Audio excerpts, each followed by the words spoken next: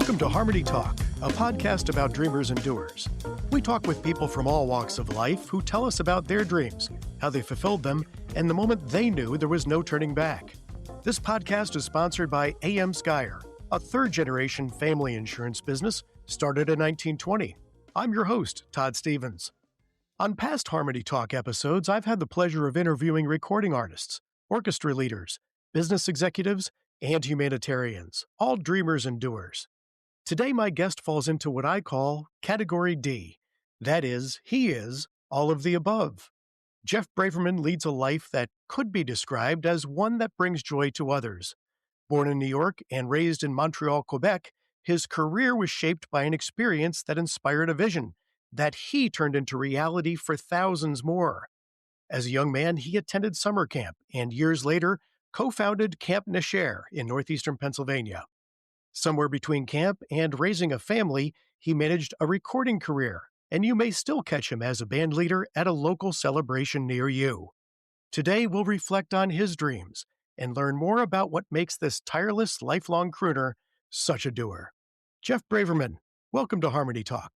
Thank you, Todd. Thank you so much for having me. Well, we appreciate you being here today, Jeff. And, I mentioned in the intro, quite a diverse background, and I'd love to get into some of that with you. And first of all, I would love to start with summer camps. When we think of summer camp, we think of this nostalgic picture of what that might look like, but they've been around for over 100 years. What makes summer camp still so relevant today? I think possibly the purpose of summer camp and the importance of summer camp may have changed over these 100 years. I don't know. I wasn't around at the start, at the onset. I do know some of the reasons summer camp started and created, but what makes it so relevant today and so important, possibly more than ever so, is the concept of kids being able to get away from the crazy noise of the world. And the noise is just getting louder and sometimes more confusing. And by the world, I mean everything from the daily news to just social media, being able to turn that off and get back to a world where being friends with someone meant you were actually friends with someone. So more than ever, getting outside, being creative with your hands, with arts, with being out there playing sports, not on your screen, but just every day being like a sleepover at friends and just being able to do so much that the world, unfortunately, seems to be sucking away from kids' ability to just be kids. Well, you mentioned social media and the use of, handheld devices, electronics, phones, etc. At camp, do kids have access to those things?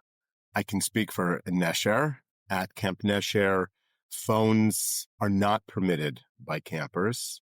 They are permitted for staff. We did try to get rid of those for staff as well, but then unfortunately that meant getting rid of staff. So we have been able, though, to maintain a phone-free world for kids at Camp Nesher, at least thus far. That sounds wonderful. Just time to connect, as you mentioned, and actually form friendships face-to-face. And I know a lot of those friendships are lifelong. And if I'm not mistaken, I think you've even had some folks who eventually become married who may have originally met at camp. Is that accurate? That is accurate. And I always talk about relationships of all kinds can develop friendships, and this hopefully marks the best of friendships. And Nesher, in our 30 summers, it's either 36 couples, married couples, or 37, but I know for sure it's 36, so we're going to go with that. And that's a pretty incredible thing. It's a great way to meet because you see people looking their best, looking their hot and sweaty worst, and yet, that relationship still can blossom. That's an amazing thing. Well, it sure is, and it's a tribute to how you've operated Camp Nesher and your experience through life. So congratulations are in order for that. As well as, I understand you've just celebrated and are now taking a step back at Camp Nesher after 30 years at the helm. So huge congratulations on that 30-year mark. That's just amazing. How quickly did that time go by for you, Jeff? Well, thank you. Thank you for the good wishes, first of all. My official title right now there is Director Emeritus, which means you're now an old man. And I didn't look up emeritus, but I'm still around just to kind of help with transition and trying to help the camp look to the future a little bit. But thank you for those good wishes. The time has gone by so quickly, and yet in some ways, when you're in the daily grind, it feels so slowly. But when I look back, it's so hard to believe that it's been 30 years since I had the privilege of being part of starting this little project. I could have never known the impact that it would have on so many thousands. And forgetting about thousands, the impact it could just have on me as a person and all the things I've learned along the way. And I've really had the merit to meet and work with such incredible people. It's really a humbling thing, actually, to have been afforded such an amazing opportunity. Well, I could tell by your sentiment, and I feel it as well. The privilege of helping, families connect through their children. Not only is just that a privilege, but also it's tremendous responsibility. And I know one that you certainly haven't taken lightly through these years. No, I haven't. As a matter of fact, as time has gone by, I think with my appreciation for life and what's important in the world, I've probably in some ways taken it far more seriously than when I started at 28 years old as a parent of a baby, first time understanding how important it is, the responsibility that lies on our shoulders as caregivers of people's children, their most prized possessions. And as life has gone on, it's only become something so much more valuable and important and serious to me. Dare I say, holy work. It's a calling, taking care of kids at this level for all caregivers of children. It's a calling. Well, and the other thing I just find amazing about your history at Camp Nesher is you were one of the first camps to accept children with disabilities, which talk about responsibility. That is certainly taking it to another level and allowing a level of inclusion that hits home very personally for me that is not only to be commended, but just to be applauded. Why was it so important for you to accept children with disabilities at camp?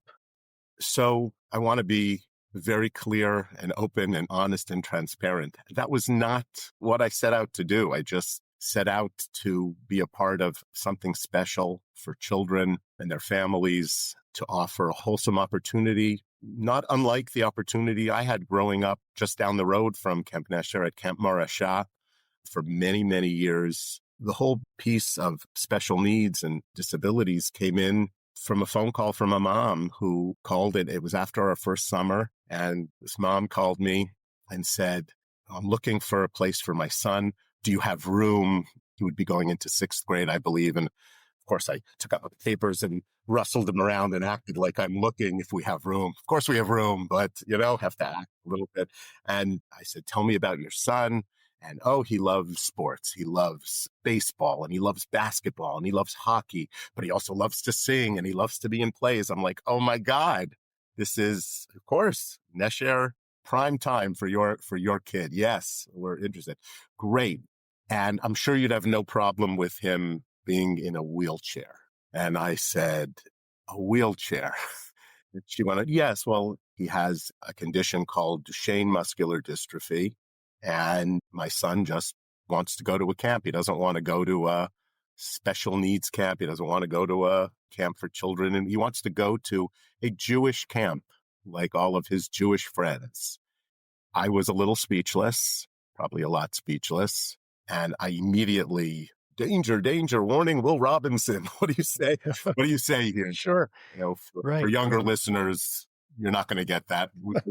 But I'm not usually tongue-tied. I was a little bit tongue-tied. And I said, well, we don't necessarily have the facility for that.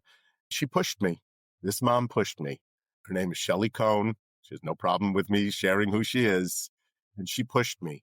And thank God she did.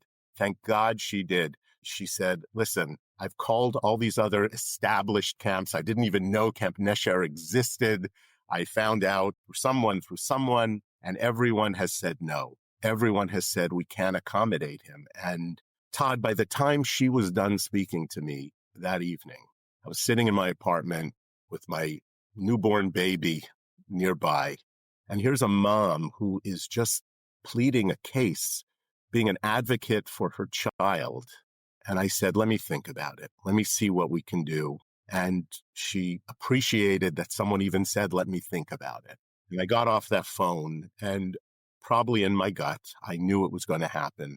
But I went to New Jersey Y Camp, the big bosses at NJY camps, And the assistant executive director at the time, Eugene Bell, I went to him and I presented this situation and he said, "Are you here to serve kids or are you not?" I said, I am.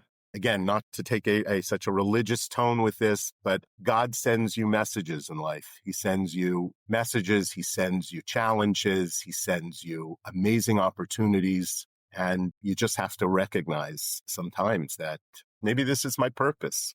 Maybe this is something that I'm going to be able to, make a difference for this child and these parents. And let's go see what this is about. And myself and that mom, she came up from Florida. We took a drive to camp. And one of the things I remember most is she brought bagels and cream cheese for her and for me. And it was whole fat cream cheese. It wasn't that skim milk cream cheese. It's all I knew until we looked at this and we looked at that. And we said, okay, well, we built a bunk for him. We built a bunk that had access, was accessible.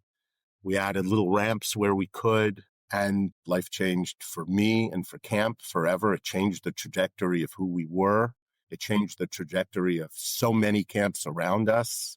And I would dare say that if I had to find in my 30 years, the single most important decision I made, and as a camp director, I've made many decisions. It was the decision to figure out letting Nathaniel Cohn be a camper again.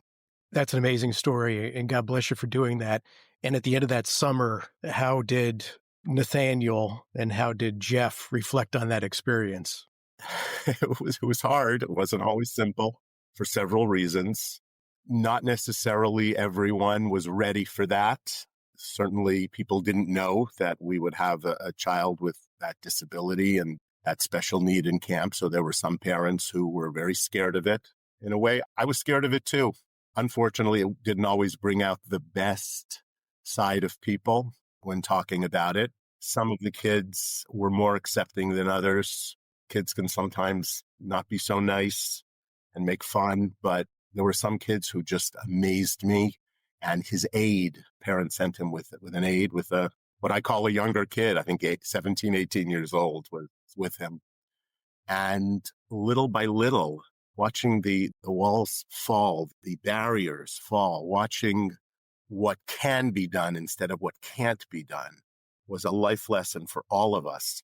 And this kid taught it to us just by being himself. He didn't mean to teach us anything. He just wanted to come to camp and he wanted to play ball and he wanted to be in the play. Our woodshop guy, I woke up one morning, woodshop guy says, go look in the large rec hall. I went, and on his own overnight, he built 2 ramps for the stage. I didn't ask him to. He did it.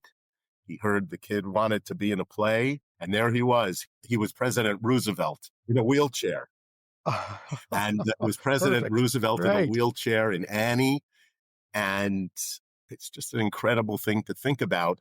It's incredible to think of what a big deal it was once upon a time, how the world has changed. Thank God. Thank God. Yes, thank God. Absolutely. And, I have to think about, Jeff, you've had such an impact on so many and thousands of young people, and your approach to children with disabilities, you just outlined it as well. That didn't just come out of nowhere. You were born in Brooklyn, New York. Right. I'm born there for a hot minute. I lived in Brooklyn. A brief minute, your family moved to Detroit. As a young person, you moved to Montreal, Quebec. What was it like going through that much change that early in your life? I don't remember going through the changes. I certainly don't remember the move from Brooklyn to Detroit. I literally had just been born. I went when my parents took me. My father was involved in Jewish education, so he was an educator. So sometimes you had to move cities to get those next big steps in your career. Really, my memories really are of Montreal. Montreal was my city. Montreal was where I grew up. And until I was 19 years old, 20 years old, moving to New York. So I considered myself a Montrealer through and through. Even though my parents kept our American citizenship and I was a landed immigrant of Canada, I was a Montrealer. And what a great place to grow up. And that's why I assume where you formed your values, right? Those values that brought you through to where you are today. Yes, my parents were both very much community oriented. My father being the educational director of 6 schools, of a school system, a Jewish day school system. My mom eventually becoming a director of volunteers at the Jewish General Hospital. a massive job there, both community type jobs and then sitting on boards and getting involved from a volunteer standpoint. And, those experiences alone, that's what I lived with. It's what I saw. And having a very dear friend early on in high school who I spent a lot of time at her and her family's house. And she had a sister with cerebral palsy in a wheelchair. And I remember that being very scary for me. But over time, just seeing how they didn't push her away. They didn't stick her somewhere in a corner. She was very much front and center. Her name was Nama Glick. And that impacted me.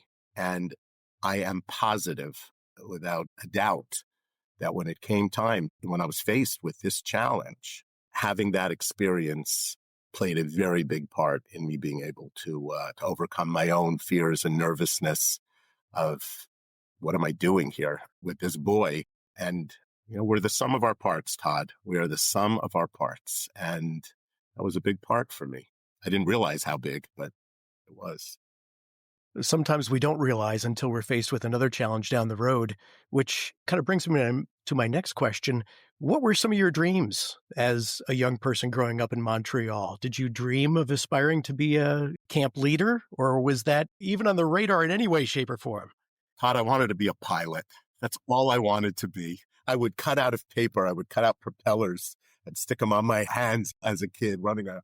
I just wanted to be a pilot. That was the fantasy. That's what I'd think about. I knew that a part of me wanted to do something growing up based on, experiences growing up in my family. Unfortunately, some of it tragic, but tragedy sometimes, if dealt with the right way, can lead to doing great things based on that.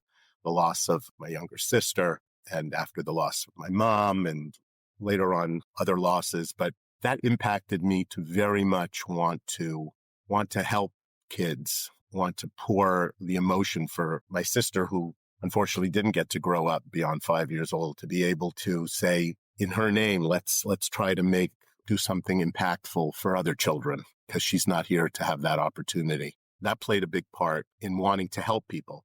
Did I realize that God would send this to me? I went to school for journalism, Todd. I didn't go to school for being a camp guy. I was a camp guy all my life. It never dawned on me that I could turn it into my career, or that I would. I went to school. I was at Queens College. I was a journalism major. I really wanted either radio or television. I was into sports. I was into kids programming. My internships spoke to that. I had a mentor at Queens College who was pushing me towards print media, towards the Wall Street Journal, which wasn't so interesting to me, but that's where he was involved. And that's really where I thought I'd be going. But life had other plans for me. Well, it certainly did. And so many thousands of people are thankful that it did, I'm sure. And, some of the things that you've been involved with, you're very involved with your community in New Jersey. You're very involved with your faith, obviously, in the Jewish community. You've been president of your congregation. What inspires in you that desire to be involved and to give back in so many ways? A huge philosophy of me in my life, throughout my life, has been, the Hebrew term is hakarat hatov, which translated literally means the recognition of good. But what it means is just being appreciative of a situation, being appreciative of what you have in front of you, working very hard to spend more time seeing what we do have as opposed to what we don't have. And that, coupled with my parents and the example that was set for me by giving back to a community, not just being a taker, but being a giver as well.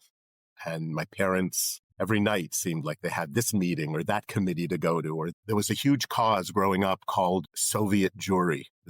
When Jewish people were being persecuted in the Soviet Union just for being Jewish. And there was this whole movement to help those who wanted to leave be able to leave. And leaving the Soviet Union was not simple. And my parents, unbeknownst to me that when it happened, went on a secret mission to go and to do underground Bible study and underground teaching of Jewish people who didn't know a lot about their Judaism. And they did this mission that many volunteered at the time. It was not a non-dangerous thing to do, especially for parents of smaller children, because if you got caught, who knows what could happen. And my parents did that and were impactful in the fight. They weren't top leadership, but going to protests and being volunteers and stepping up to help others who have no connection to you other than they're just other human beings who are experiencing strife and not experiencing the freedom that we have today. Todd, at the end of many of our larger gatherings in camp, especially celebratory gatherings, I would always get up on a microphone and say, now let's come together for a minute to recognize all those who don't have the opportunity to express themselves as we do today, the freedom here in the United States in our lives to express ourselves as free Americans and free Jews in America. Let's get together, and we would sing a prayer song together, and everyone comes together and puts their arms. That's Jeff Shtick. Like, what's Jeff Shtick? He's so corny. But this is the basis of that. That's where I learned it. It came to me from what I saw around me and the role models that I had. And now to know, and I hear from hundreds of people, that because of my experience at Camp Nesher, this is how I am in my life. This is how I lead. I am a community person. I step up to help. It's so gratifying. It's so humbling. It's so satisfying to know that these kids got it. They got it. They heard the message, even if they didn't get it at that time, when they went on to grow up and do the amazing thing that so many of these kids who came to camp now do. I am just so humbled that I was afforded this opportunity. Well, in those early lessons and what you learned from your parents, obviously you've now passed on to thousands of other young people, and the world is a better place because of it. I'll just editorial comment, but I'll throw that in there. And I'll take it. I'll say thank you on that part. You had so much going on, at a very young age, as you mentioned earlier, raising children. How did you balance it all? And are there some lessons that you learned in building a business? Camp is a business after all, and raising a young family. What are some of the key lessons that you learned? Listen, I'm involved in business beyond just camp. I'm a person who needs to be very busy. I'm a person who's curious, and things that are interesting and exciting to me, if I can turn them into something that can also help me make a living, that's a beautiful thing. What I've learned is be honest in what it is you're selling. It'll just come back to bite you. Let someone tell you what they're looking for before you sell your product. And if there are things that you hear them say that are good and that you can offer for real, then work off that. If someone is telling you they love, my son all day just wants to do archery all day. That's all he wants to do ever. And he doesn't want to do anything else in life. We have archery. He'll be able to sign up for it, but this probably won't be the camp for him. Be honest in your dealings, and I think you'll go a much longer way. It's a great life lesson, no matter what business or pursuit you're in, that's for sure. I have to pivot to music because this fascinates me about you. Now, this is wonderful. I mentioned you're a recording artist. You've actually had a number of albums. You're a vocalist. Is that something you picked up early in life? Were you singing from the time you were a young man, or is that something you picked up along the way?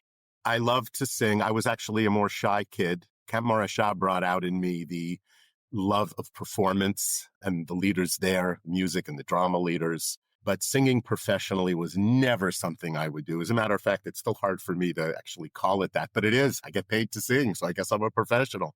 I wrote music both on my own and with music partner, Jonathan Rimberg. And I wrote these songs and kids started singing them in camp. Growing up, they just loved the songs. And that translated into recording, I'd say an album. It was a tape at that time, but I recorded my original music and people in the Jewish community started listening to it and started singing the songs. And that translated to writing more music. And it translated to, when I needed to another extra income, starting to sing at people's weddings and play music at people's weddings, which led to a full entertainment company. And one thing leads to another. I took a talent that, again, I was bestowed with. It was given by God. I didn't take lessons. My mom tried to get me to take piano lessons. I ran away from the piano lessons. I wasn't interested in the theory of it. I loved sitting at a piano and making stuff up and figuring it out along the way. And that's what life's been, Todd. It's been figuring it out along the way. I was, again, blessed to be able to do another thing in my life that I loved and make a living from it. Was that an escape for you? Absolutely. It was a time just sitting at the piano for hours, just playing the same series of chords and letting them speak to me. I wasn't I didn't take all these lessons. I wasn't this great pianist, but I I had enough to be able to feed my soul, feed my emotional well-being, help towards that and figure things out. And I always felt myself to be a good writer. So having tunes and then sometimes I would just play the tunes and all of a sudden the line would come to me, or I would take words from Jewish scriptures or the prayer book and try to make it more relatable by putting music that made it a little bit more relatable to, wasn't kind of old time, old school, but a huge escape and something that has been such a huge part of my life.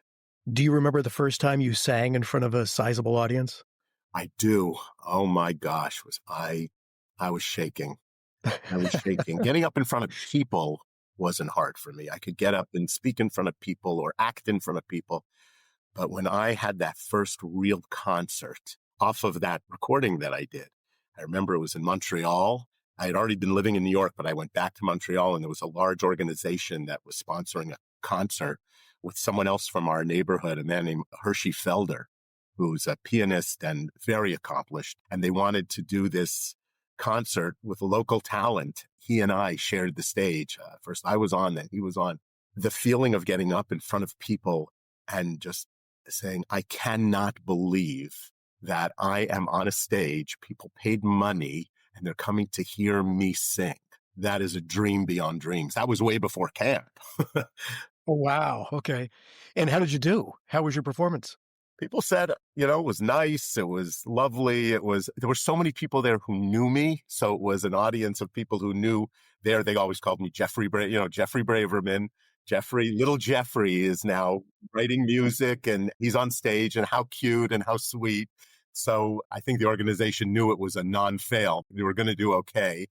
I think I did okay. And I've so many stories about learning my way at different moments, but that first time up on stage, and then the second big concert at Yeshiva University here in New York for their Hanukkah concert, and I performed there, also nervous, but also felt at home because so many of the camp kids that I had been friends with, and I knew they were all at the concert singing my music. They knew it already, so it was really cool. It's always great to play to a friendly crowd, isn't it? Yes, I've played to both, and I much prefer the friendly crowd. Absolutely. I completely agree. Jeff, what do you do in your downtime?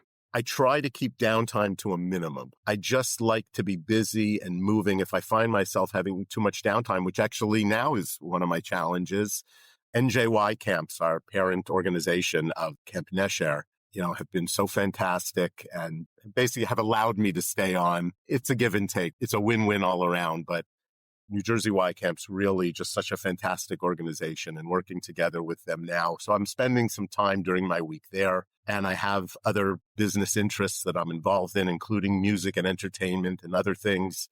But Todd, I'm looking for the next thing that I can do to be impactful for the community and humankind at large, the world. What can I do? What's out there that I can either help begin or get involved in professionally to help the world? I don't believe that my mission is over. My mission at Camp Nesher is over. I feel like I fulfilled that, and they're doing great. And we've got a great young director in Johnny Schlagbaum and the whole crew. But I have to see what's going to be next for me. So your listeners, if there's something cool out there, let me know. I assume, Jeff, whatever you do, it will probably have something to do with bringing joy to others, is just my guess. That's the goal. I can only swing for the fences. Does it always work? Not always, but a huge percentage of the time it does. And how grateful I am for that, and how grateful I am to you for this amazing interview and this chance to talk. Well, it's been absolutely my pleasure, Jeff. And where can folks learn more about you and Camp Nesher? Online, I assume, correct? Okay, Camp Nesher is campnesher.org. I urge them to go check it out. Camp Nesher also just part of a larger organization called NJY Camps, njycamps.org. They have several different types of summer camp opportunities. Check it out. As far as learning about me, best place to reach me is through Camp Nesher right now, at least. Well, thank you for that. And I can tell you that if you do Google Jeff Braverman, you can find his music and you can listen to it, which I have done. And wow. Yes, I have. I commend you on that as well. And just those folks who are listening right now can tell you've got a wonderful voice. We could have heard you on sports radio, on news radio, but we can still hear you as a vocalist. So that's a wonderful thing as well. So I encourage you all to go and check out all there is to know about Jeff Braverman. Jeff, congratulations on celebrating 30 years at Camp Nesher, and thanks for sharing your journey of dreaming and doing with us today. And to those of you listening and watching, we've been talking with Jeff Braverman, co-founder of Camp Nesher, vocalist, bandleader, and bringer of joy to the lives of so many. This episode is brought to you by A.M. Skyer, a third-generation family insurance business started in 1920. If you enjoyed our discussion, please visit HarmonyTALKpodcast.com, where you'll find other inspiring stories. I'm Todd Stevens. For everyone out there, keep dreaming and doing.